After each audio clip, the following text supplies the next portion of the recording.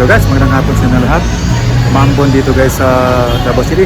Tagagaling ko lang sa aming mosque dahil nag-attend ako ng Jumaa prayer. At tumambay muna ako dito sa SM City, Davao, Ikulan branch. Kasi nga umambon, yan o. Kapalang ulat sa langit. At mamaya na ako uwi dahil naulan pa. So magpagpintuhan muna ako sa inyo guys. At dito lang tayo sa mga upuan. Matating upuan o. So, katapos ko lang kumain ng tanghalian. Nag 7-Eleven lang ako dahil yun ang kaya natin. At papasok lang ako sa loob dahil meron ako titignan guys. So, yun guys. At for the meantime, wala tayong interview, wala tayong mga appointment na mga dapat natin puntahan para mag-apply.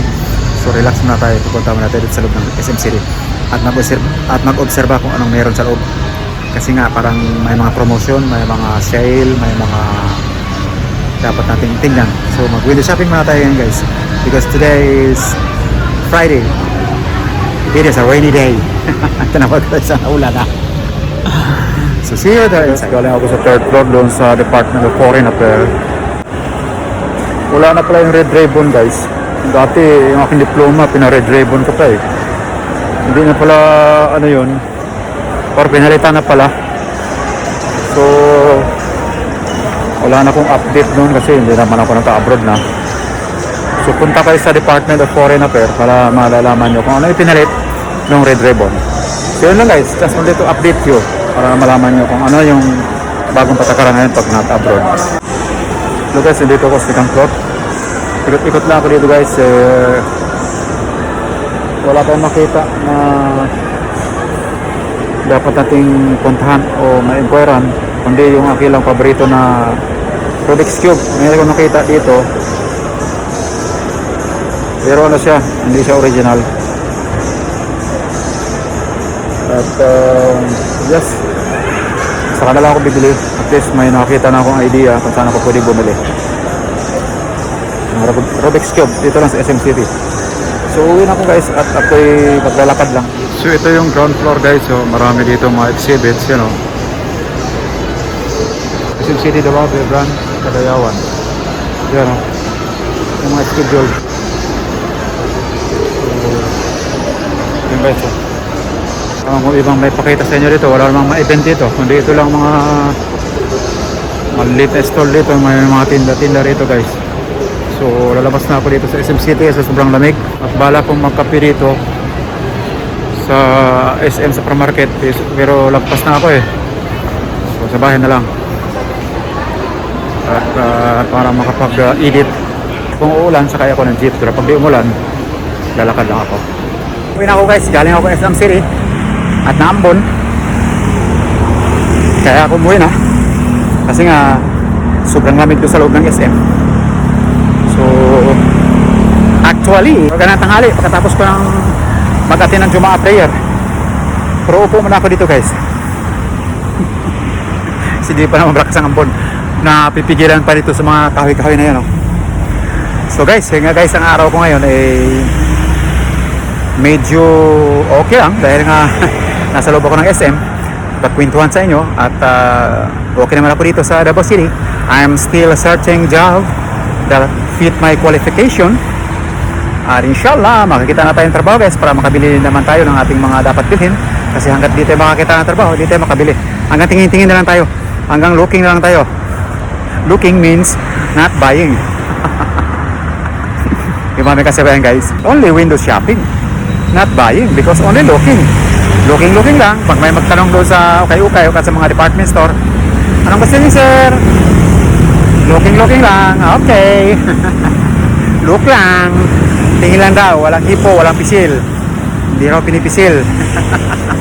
Hindi raw hinihipo. Nakakatuwa guys. Kasi nga siyempre yan lang trabaho talaga ng sales lady at saka salesman.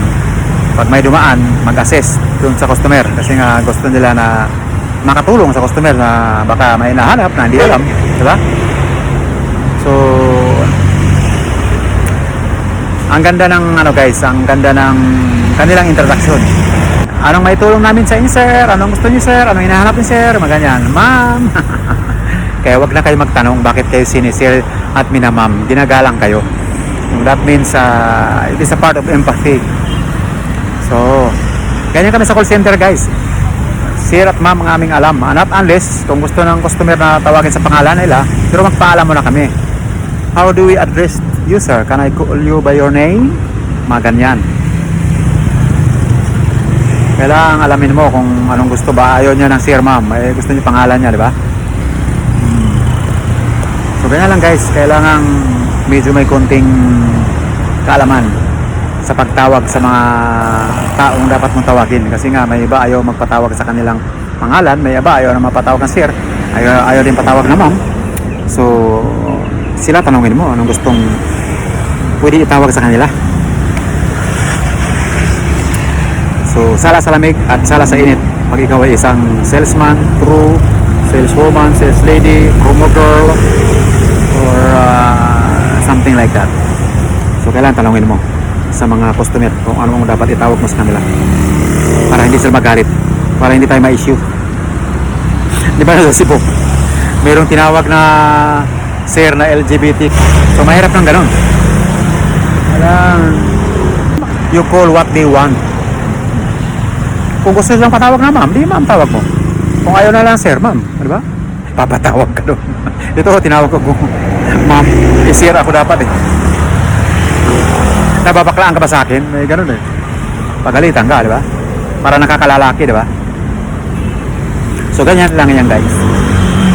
So sa mga kalye, pwede. Pero pag sa mga mall, kailangan respect all the customers, respect all the clients, all the members, all the callers sa call center. Panay na lang tayo practice ito, guys. Mga empathy. Good moral conduct. Saka na tayo mag-practice, mag-trabaho na, guys. Dapat tayong trabaho Kakatuwa. Mamaya pag uwi sa bahay, magtatanong na naman yung may-ari ng bahay. Lagi ko tinatanong O Jun, nakakita ka na ng trabaho? Mag-isang taon ka na dito, mahigit wala ka pa rin trabaho. Ang importante na kakabayan ng upa ng bahay, di ba? So pinapasaya ko lang kayo, guys, kasi nga I want you to be happy in my channel. I want to make your day happy. Kung nga rin pinapasaya ko lang sarili ko kasi sabi nga na Freddy Aguilar, tawanan mo ang iyong problema. Diba? Ganun lang yun. Tawanan mo raw ang iyong problema. Huwag mong isipin yun. Problema lang yan. Hayaan mo yung problema mag-iisip o mamumulima, diba? Tawanan mo ang iyong problema. Tumawa yung dumaan. Lumingon pa sa akin. Bakit ako tumawa? Binigyan ko lang ng buhay yung aking vlog. Kasi nga, vlogger tayo, diba? Kailangan palmox. Kasi pag isang vlogger ka, kailangan pakita mo sa madla. Buong mundo na nanonood sa'yo. Nakaya mo, diba? Kaya talaga, guys. So malapit na mag rush hour, guys. At ito nga, medyo matraffic na itong lugar namin. Pero malapit na ako, few walks away nasa amin ako So nag-relax na ako dito. Pero bago ako umuwi sa amin, kakain muna ako ng hapunan. Kasi kailangan bago mag 6 o'clock makakain ako ng hapunan. So kailangan di abot ng 6 o'clock yung aking dinner. Kasi nga iingat ako sa ngayong pagkain. Ayaw ko ma-overweight. Overweight na ako ng 3 kilo. Hindi ko nga alam lang ngayon mga ilang linggo na ako hindi napakapatimbang Kasi dapat ang kilo ko ayon sa aking height mga 54.4 or 55 to be exact. Siguro ngayon mga 68 ako o 69, mga ganyan. Pababa ang aking bigat kasi nga natatansya ko yan dahil ang aking kinakain ngayon 1 rice na lang every meal. Pag kumain ako ng rice pero pag di ako kumain ng rice at pag tinapay lang ako, iba pa yun. Dahil nga, yun ang advice sa akin ng aking doktor. So sa edad ko, mahina lang ang aking panunawan. Kailangan ang aking kinakain naayon sa aking height, ang aking bigat. So bawasan ko ang aking intake. Dati 2 kanin, dahan-dahan, tapos 1.5. Ngayon 1 rice. Sabi nga ng doktor sa akin, Kung kaya ko half rice lang ang aking kinakain sa bawat meal, ay kayanin ko. Pero manginginig ako guys. Baka may bigla na lang ako matumba. So one rice lang talaga. One rice, isang ulam. Kahit anong klaseng ulam yan, basta wag lang red meat. Gulay, mga manok, fried chicken, isda. Basta mura ko sa gulay. So yun ang aking tinatandaan ng mga payo ng doktor sa akin. Kasi nga sa edad ko na to ay hindi na dapat akong kumain ng over sa edad ko. Kasi tama na yung malamnan ng sikmura ko. Ma-feel ko na medyo may laman at medyo busog na ako. Pag ininom ko pa ng tubig, lalo na ako mabubusog.